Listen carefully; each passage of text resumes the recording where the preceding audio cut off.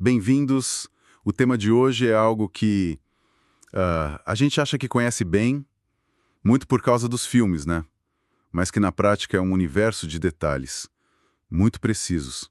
É a reanimação cardiopulmonar, a RCP. A gente vai mergulhar fundo nos materiais que recebemos para responder uma pergunta que é central. Numa parada cardíaca, o que realmente faz a diferença entre a vida e a morte? Será que é a tecnologia, as drogas, os procedimentos super avançados? Ou é a perfeição dos fundamentos? Exatamente. E o que a análise dos dados mostra é fascinante. Vamos focar, assim, nos 5 pilares que definem uma RCP de altíssima qualidade. E também na lógica por trás da desfibrilação, os famosos choques, né? O objetivo não é só decorar um protocolo, mas entender a fisiologia por trás de cada passo. É o porquê que transforma uma ação mecânica em uma intervenção que, de fato, salva uma vida. Perfeito. Então, para começar, vamos direto ao ponto. O que diferencia uma RCP que funciona, que é eficaz, de uma que é só para cumprir tabela? O material que a gente analisou aponta para 5 fatores-chave, né? Isso mesmo, 5 determinantes principais. E o legal deles é especificidade. São eles: primeiro, a frequência das compressões. Segundo, a profundidade. Terceiro, a continuidade, ou seja, minimizar ao máximo as pausas. Quarto, um detalhe que muita gente esquece: permitir a expansão completa do tórax entre uma compressão e outra. E por último, evitar a ventilação excessiva. Certo. Vamos detalhar esses 2 primeiros, que talvez sejam os mais famosos: frequência e profundidade. E aqui é onde fica muito interessante. Os números são bem específicos. Não é só comprimir rápido e forte. De forma alguma. A ciência por trás disso é muito clara. A frequência ideal, o ritmo da compressão, deve ficar entre 100 e 120 por minuto. Não é 90, não é 130, é nessa janela, sabe? Os estudos mostram que pacientes reanimados nessa faixa têm a maior chance de o coração voltar a bater sozinho e, claro, de saírem do hospital bem. E quase como o ritmo de uma música, então. Tem até aquela tática de pensar em Staying Alive dos Bee Gees para manter o ritmo, certo? Exato, é uma ótima ferramenta mnemônica, porque a batida da música está exatamente nessa faixa, funciona muito bem. E para a profundidade, a precisão também é crucial. O alvo é de 4 a 5 centímetros em um adulto. E aqui tem um dado que eu acho assim impressionante. O material mostra que compressões com mais de 3,8 centímetros de profundidade, elas praticamente dobram a chance de sobrevivência. Espera, dobram a chance? Dobram. Nossa, isso é gigantesco. Quer dizer que a diferença de 1 centímetro entre uma compressão neosuperficial e uma adequada pode ser o fator decisivo. Não é só força, é técnica. É a mais pura verdade. E isso me leva ao terceiro pilar: a continuidade. O material fala de um conceito chamado fração de compressão torácica. O que isso quer dizer na prática? Basicamente, é a porcentagem do tempo total da reanimação em que alguém está de fato com as mãos no peito do paciente, comprimindo. E o ideal é que essa fração seja a maior possível. Entendi. O mínimo recomendado é 60%, mas o ideal mesmo é que se aproxime de 80%. Pensa só. Em 10 minutos de reanimação, o ideal é que em 8 desses minutos o sangue esteja circulando por causa das compressões. Os gráficos nos estudos são muito claros, mostram uma relação quase linear. Quanto mais tempo comprimindo, maior a chance de um bom desfecho. Exatamente. Mas 80% parece um número quase impossível de atingir na vida real. As equipes precisam trocar de socorrista para não cansar, tem que parar para analisar o ritmo no monitor, para ventilar. Como se alcança essa meta? Aí que entra o treinamento e a coordenação da equipe, né? A troca de quem está comprimindo, por exemplo, tem que ser feita em menos de 5 segundos. A checagem do ritmo, idem. Cada segundo de pausa é 1 segundo em que a pressão de perfusão no cérebro e no próprio coração cai a zero. A mensagem é brutalmente clara: não pare de comprimir.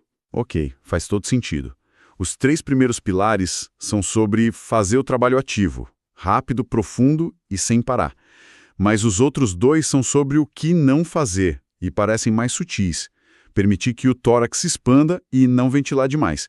Por que isso é tão vital? Olha, o que é fascinante aqui é a física por trás disso.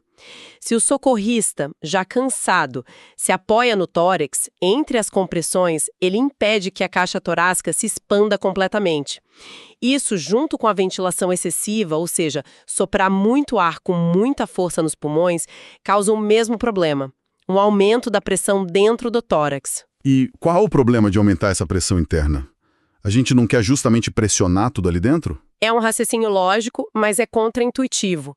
O coração tem duas fases. A sístole, que é quando ele contrai e joga o sangue para fora, que é o que a gente simula com a compressão, e tem a diástole, quando ele relaxa e se enche de sangue de novo. E esse enchimento depende de uma pressão negativa no tórax para puxar o sangue de volta das veias para dentro do coração, sabe? Entendi. É como tentar encher uma garrafa de plástico enquanto você a está apertando. Não funciona. Se a pressão dentro do tórax está sempre alta, seja porque a pessoa está apoiada no peito ou porque está injetando ar demais, o coração simplesmente não consegue se encher de sangue direito. Exatamente essa analogia. E o resultado é catastrófico. Cada compressão que você faz, mesmo na profundidade e velocidade certas, vai bombear um volume de sangue muito menor. O fluxo para o cérebro diminui, o fluxo para as coronárias que irrigam o próprio coração diminui. Você está fazendo um esforço enorme para um resultado pífio. É uma quantidade enorme de detalhes técnicos para processar sobre uma pressão absurda. Frequência de 100 a 120, profundidade de 4 a 5 centímetros, fração acima de 80%, não se apoiar, ventilar na medida certa. Fique imaginando como um estudante ou um profissional consegue absorver tudo isso e transformar em instinto na hora do caos. É um desafio real. Não é um conhecimento que se aprende uma vez e pronto. É algo que precisa ser constantemente reforçado, treinado, para que na hora da emergência o corpo simplesmente saiba o que fazer. A preparação e o estudo constante são a chave. É por isso que o método de estudo faz tanta diferença.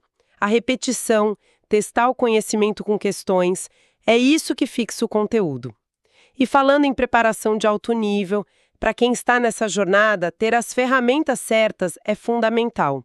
Se você é estudante e quer se preparar de verdade, entre agora em medcoub.com.br, baixe o app e aproveite o maior banco de questões do Brasil com provas anteriores de todas as instituições, questões comentadas, resumos práticos, aulas completas e flashcards prontos para revisar onde quiser. É essa base de conhecimento sólida, quase instintiva, que permite agir com precisão quando cada segundo realmente conta. E depois de iniciar essa RCP de altíssima qualidade, o próximo passo pode ser igualmente crucial. A primeira é de um professor que eu tinha que falava o seguinte: as palavras não são impunes, elas advogam a seu favor ou contra. Perfeito, então vamos a esse próximo passo. A gente iniciou uma RCP de alta qualidade e, com sorte, alguém chega com um desfibrilador. A gente vê nos filmes eles gritando "afastem-se" e chocando todo tipo de paciente. Mas o material que analisamos deixa claro que não é bem assim. Só se pode chocar certos ritmos, né? Quais são eles? Exato. Existem basicamente dois ritmos chocáveis: a fibrilação ventricular, ou FV, e a taquicardia ventricular sem pulso, ATV. A melhor forma de imaginar a fibrilação ventricular é pensar em cada célula do músculo do coração gritando ao mesmo tempo de forma completamente desordenada. O traçado no monitor é um caos, uma linha tremida. E a taquicardia ventricular? A TV seria como um general gritando ordens tão rápido, mas tão rápido, que os soldados não conseguem obedecer. O coração até tenta contrair, mas a frequência é tão alta que não dá tempo de encher de sangue. O resultado prático é o mesmo da FV. O coração bate, mas não bombeia sangue. Ótimas analogias. Então, nesses dois casos, o problema é um caos elétrico. E por que não chocar uma sistolia, a famosa linha reta dos filmes? Isso levanta o ponto mais importante. O objetivo do choque não é ligar um coração que parou. O objetivo é resetar um sistema elétrico que está caótico. É como reiniciar um computador que travou com a tela azul. O choque dá uma descarga elétrica que para toda essa atividade caótica por um instante, na esperança de que um marca-passo natural do coração reassuma o controle. Entendi. Então, chocar uma linha reta seria como tentar reiniciar um computador que está desligado da tomada. Não adianta, não tem atividade elétrica para se reorganizar. Exatamente. A analogia é perfeita e pior, você pode até danificar o hardware. O choque pode atordoar ainda mais as poucas células que talvez pudessem voltar a funcionar. É por isso que não só é inútil, como pode ser prejudicial. E o tempo para aplicar esse reset é crítico, certo? Chegar com um desfibrilador rápido faz toda a diferença. Absolutamente. A desfibrilação para FV e TV é a intervenção mais importante que existe e é extremamente sensível ao tempo. O material mostra um gráfico da curva de sobrevida que é, assim, assustador. A chance de sobrevivência pode chegar a quase 40% se o choque for dado no primeiro minuto. Uau! Mas essa chance despenca para menos de 20% depois de 6 minutos.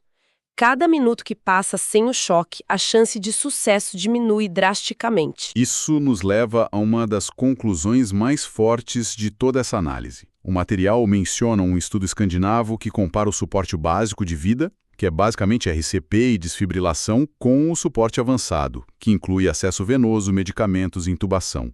A gente sempre imagina que, numa emergência, quanto mais tecnologia e intervenções, melhor. Mas esse estudo vira essa ideia de cabeça para baixo, não é? Vira completamente. E se a gente conectar isso com tudo que falamos até agora, a conclusão é poderosíssima. O estudo acompanhou milhares de pacientes e mostrou que os resultados de sobrevida eram praticamente idênticos entre o grupo que recebeu só o suporte básico e o grupo que recebeu todas as intervenções avançadas. Isso é muito contraintuitivo. Quer dizer que todo o aparato de um suporte avançado não supera o básico bem feito? É isso. Diz que a base é tudo. O estudo mostrou 2 curvas de sobrevida no gráfico, uma para cada grupo, e elas eram quase sobrepostas. A lição é que os elementos que realmente movem o ponteiro de forma monumental são 2. Uma RCP de altíssima qualidade, com atenção a todos aqueles 5 pilares, e uma desfibrilação o mais rápido possível. Então a mensagem para qualquer profissional de saúde é: antes de pensar na droga mais moderna, garanta que a sua compressão é perfeita e que o desfibrilador está a caminho. Excepcional é a palavra.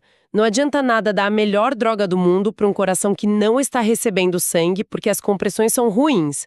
A droga nem vai chegar onde precisa. A base de tudo é manter o fluxo sanguíneo com uma RCP impecável. Resumindo tudo o que a gente desvendou hoje, a ciência da reanimação está nos detalhes.